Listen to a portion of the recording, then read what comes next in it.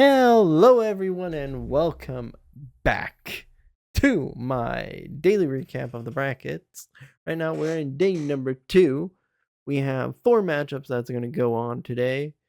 And honestly, as I'm recording this, we're at game number 3, or game number 4, match number 4. And right now, those have been barn burners. So let's get into the matches.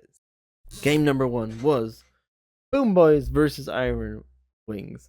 Was kind of a good back and forth. Game 1 went to the Iron Wing Boys, then Boom Boys pulled out the Harry Io in game number 2, won that with Io in game number 2, and then Iron Wing said, "You know what? We've been playing it so many times already. We're gonna go with the Carry Io in game number 3." Unfortunately for them, it failed because I would say Boom Boys outfought them completely in the later stages of the game. And that leads to us saying goodbye to Iron Wings today, while Boom Boys get a stay of execution. Then we have game number 2, Falcons versus Team Liquid. And it was a slobber knocker of a match, as I would like to say, because game 1, Falcons completely dominated the game. No questions about it. Had a huge lead at the end at 89k gold, which is a bit heavy, gotta say. And then they just murdered Liquid off in that one. And one story about this whole series was the Bounty Hunter. Both teams lost yesterday versus the Bounty Hunter. So Falcons adapted. Game 1, they pulled out the Bounty Hunter, strangled the Liquid with that. Game number 2, Liquid banned the Bounty Hunter. And then they just went all in and just ran over that. So Falcons decided to do something very different in that third match, and it was pretty much a draft duel at the start of it, which was very fun to see, to be honest. So the Bounty Hunter was banned.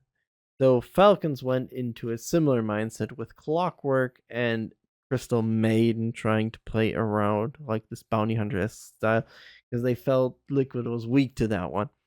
However, the problem for them was Liquid showed the Centaur. So Falcons answered with the Lifestealer. Unfortunately for the Lifestealer, that Centaur was not an offlaner.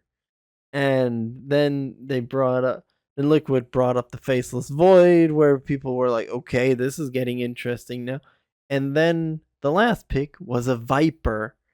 And Falcons tried to find some answers to that one. It just didn't work out that well.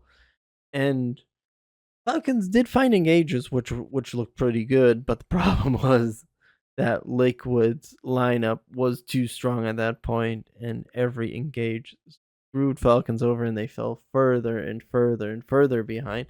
However, one thing I do want, and with that, it goes to 1-2, and Liquid advance to the next round of the lower bracket. And with that, we say goodbye as well to Team Falcons, who have 799 games together as the reigning defending champion. And Liquid decide you're not going to get the 800. So with that, it's that. Crit had a very emotional interview at the end where he said maybe it's his last TI, which would be kind of sad because he's been here a long time and we had some fun games with him. However, that is that. And we got to see how this one develops.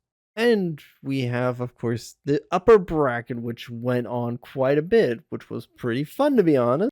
In the upper bracket, we first had Vision versus Team Spirit, and it was an amazing matchup. Those teams went out at each other's throat.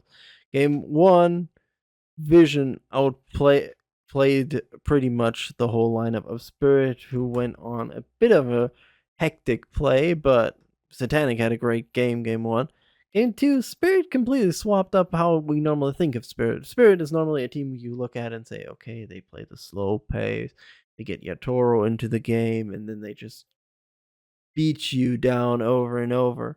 However, in game number 2, they didn't do that. They played out their completely crazy way. They swapped it up. They put Laura on a Night Stalker and just went at this whole lineup all game.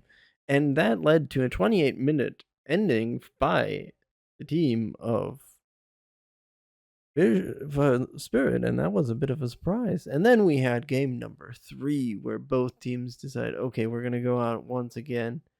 And it was amazing. It was a really rough game, honestly. Vision have a lead, 12k. Then they have a fight around Roshan. They win that fight around Roshan. However, Rue steals the Aegis, which is the second thing Roshan did in this game, kind of about this whole thing. And then we had, of course, the last fight where Satanic went in, and then they lost Satanic on the side of Vision to Yatoro, but Satanic immediately went back at Yatoro, and that kind of flipped the game completely because Yatoro died, didn't have a buyback, and with that, Vision maintained their lead completely and got a win out of that one, making it a 2-1 for Team Vision. And with that, we head into the last one, Nigma Galaxy versus Team Yandex. And with that, we have our final match of the day. Nigma versus Yandex. It was an amazing matchup, honestly. It looked a bit iffy at some points, let's be honest about that one. Game 1, Yandex led completely well. Nigma fought back, which was amazing, honestly. It looked amazing how they fought back. Got in that one, especially that. Well, I would have almost said 4-man, but it was actually a 3-man black hole that turned the game around in around the 60-minute mark for Nigma to beat Yandex in game 1. So game 2 rolls around. Yandex taking him off the field. Say, you know what? You don't want to play the Air Spirit. We're going to play it. And that just went off.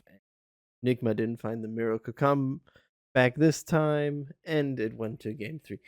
Game 3, it was interesting. Nigma decided to pick up the Earth Spirit themselves.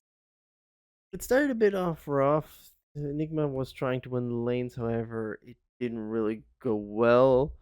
And then Yandex kind of regained the pace, went hard off, tried to win the game before the Earth Spirit hit level 25, which is one of its greatest power spikes, and then they kind of forced the finish, but not really, because they were a bit hesitant with the whole finish because they took their time. I would have said 20 minutes about. Yandex already had the thing in the bag, but they didn't want to give Nigma a single sliver of hope back, which shows a lot about how that game went. Anyway, game ends. Nigma lose 1-2, fall into the lower bracket, and Yandex win and advance into the upper bracket. So basically right now we have Vision and Yandex have secured top 3 in TI anyway, because they're playing in the upper bracket final, so they're in there. And everybody else is kind of fighting for their survival down there. And I gotta say one thing, Yandex has ruined my bracket completely. So after getting that little side tangent off for myself, I would say it was a very interesting day. If you want to watch a game or a series, I would recommend either Team Liquid versus Falcons if you want to see some adaptations from both teams, which is very interesting to be honest. Or if you want to see high caliber play where the players were going for something. There were some workarounds from each side, definitely. I would recommend Team Vision versus Team Spirit because that was a great game. If you want a good feel good feeling comeback story, then go for Yandex versus Nigma. Except I would only watch them the first game because after that the comeback doesn't come.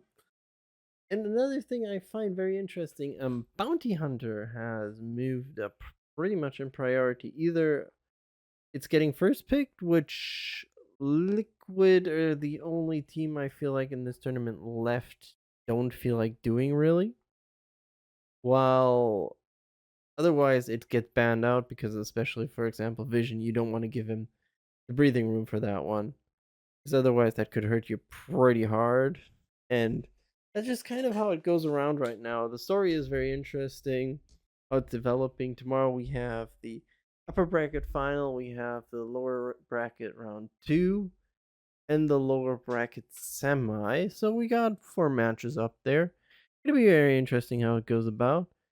And I would just say thank you so much for watching. Like and subscribe if you want to, and hope to see you in the next one. Bye bye.